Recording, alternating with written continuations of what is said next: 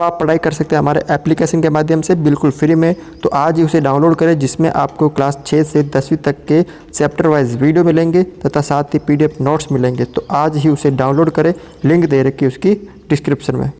देखो, आज का जो वीडियो है वो है कक्षा 9 का। प्रश्नावली है यहाँ पे 13.2।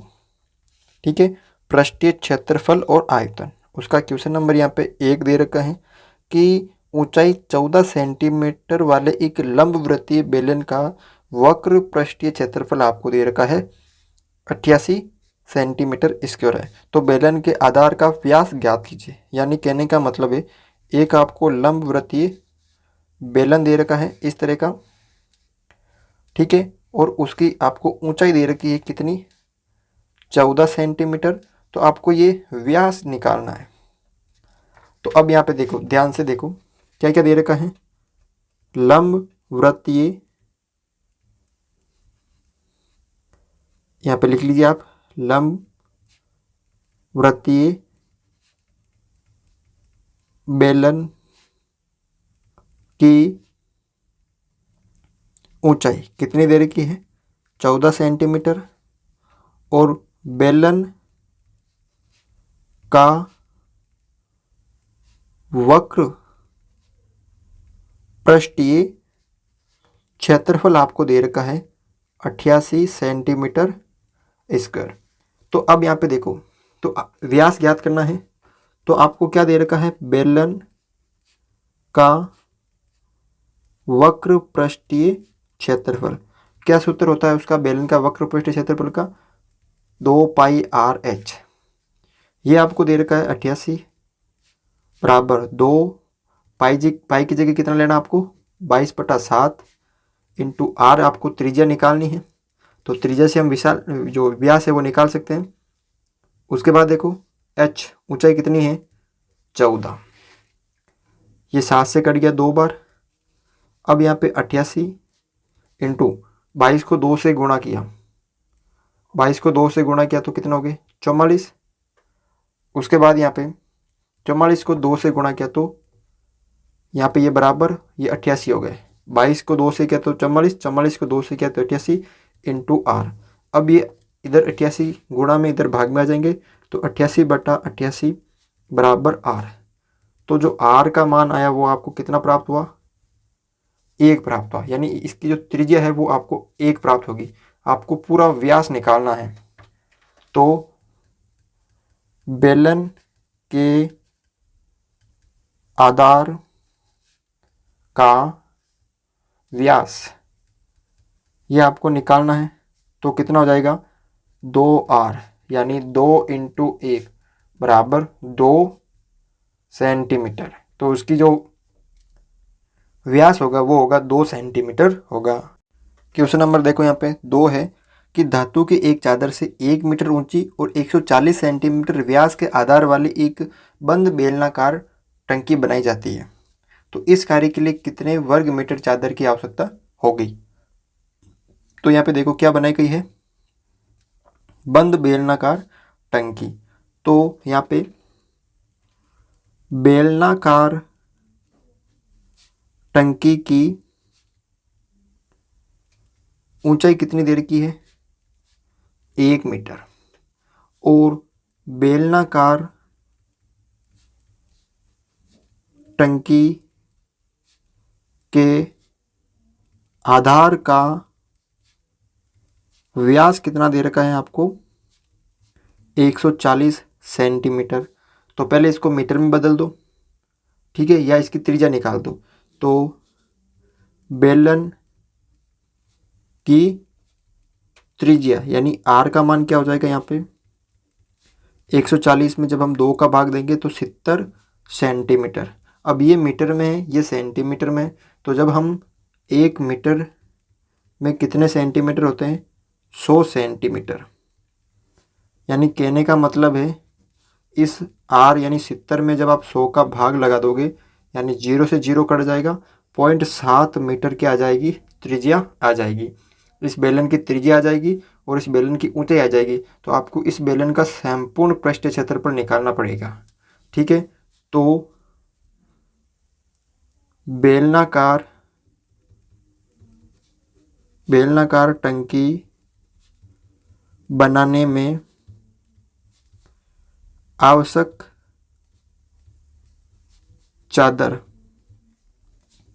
का क्षेत्रफल। तो कुल पृष्ठ क्षेत्रफल निकालना पड़ेगा इस बेलन का, तो वो होता है 2πr कोष्टक h प्लस आर। तो 2 की जगह 2, पाई की जगह 22/7 और r की जगह कितना हो गया 0.7 इंटू कोष्टक है h है आपके यहाँ पर 1 प्लस r है 0.7।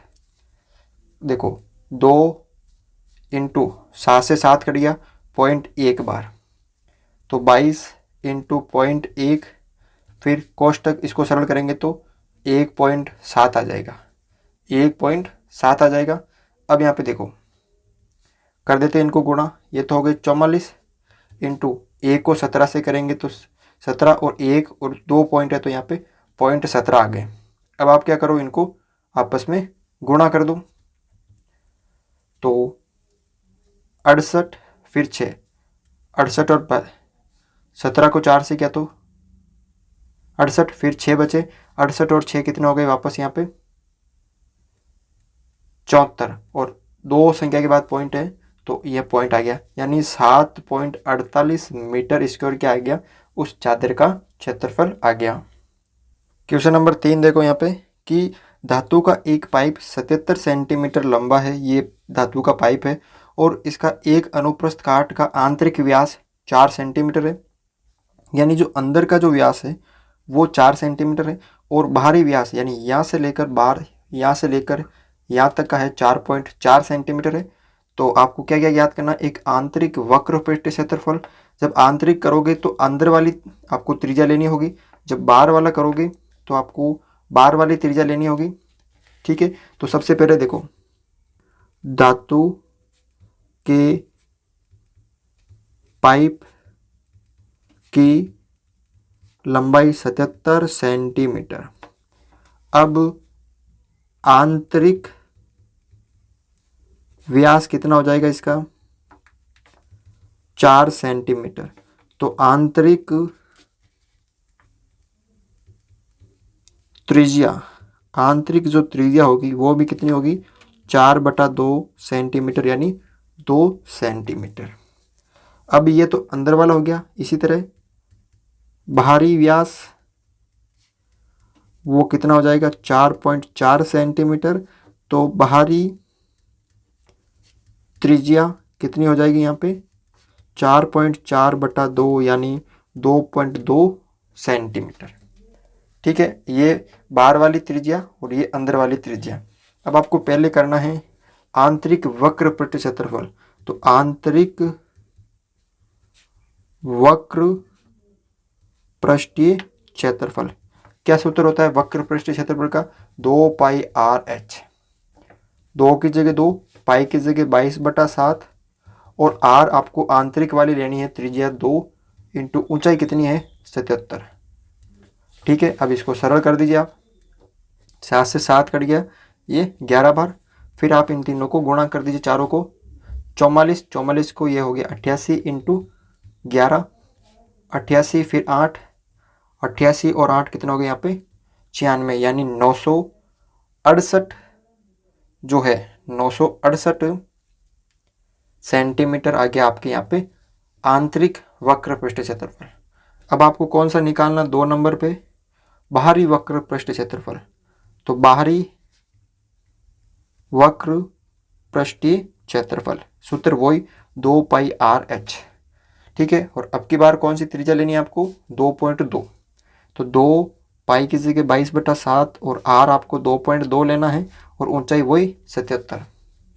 7 से 7 ये कट गया 11 बार, फिर इन सबको आप क्या कर दो गुणा, 2 इंटू 22 इंटू 2.2 इंटू 11। ठीक है, ये हो गया 44 इंटू 22 और 2 24, यानी 24.2 हो गए यहाँ पे। अब 44 को 24.2 से क्या कर दो आप गुणा कर दो, तो आपका आंसर आ जाएगा 1064.8। कितना जाएगा 1064.8। देखो यहाँ पे क्या हो गया 22 को 44, फिर यहाँ पे 2.2 और ये 11 गुणा कर दें। यहाँ पे 11 को 2 से किया तो 22, फिर यहाँ वापस 11 को 2 से किया तो 22, यहाँ 2 हो गए, 11 22 और 24 और पॉइंट लगा दिया, यानी 24.2 को 44 से करेंगे तो 1064.8 सेंटीमीटर स्क्वायर। ये किसका क्षेत्रफल आ गया? बार वाला। अब यहाँ पे ध्यान से देखो, थोड़ा सा इसको यहाँ पे ध्यान से देखने की ज़रूरत है। जब अब आपको क्या करना है, कुल पृष्ठ क्षेत्रफल निकालना है। कुल पृष्ठ क्षेत्रफल कैसे? देखो ध्यान से देखो, ये जो बेलन है, ये बेलन है, ये बाहरी जो त्रिज्या है, बाहरी त्रिज्या जो है वो 2.2 है और आंतरिक जो त्रिज्या है वो 2 है। तो इसका मतलब उसकी जो मोटाई है वो कितनी हो जाएगी, उस धातु के बेलन की, यानी इसकी जो मोटाई होगी वो कितनी होगी? 2 हो जाएगी ना, यहाँ पे 0.2 हो जाएगी। कितनी हो जाएगी? 0.2। अब यहाँ पे थोड़ा सा ध्यान से देखने की ज़रूरत है। आपको क्या करना है, कुल निकालना है, कुल पृष्ठीय क्षेत्रफल। मतलब उनके जो पाइप है उनके दोनों तरफ क्या है? ढक्कन है ना, ठीक है।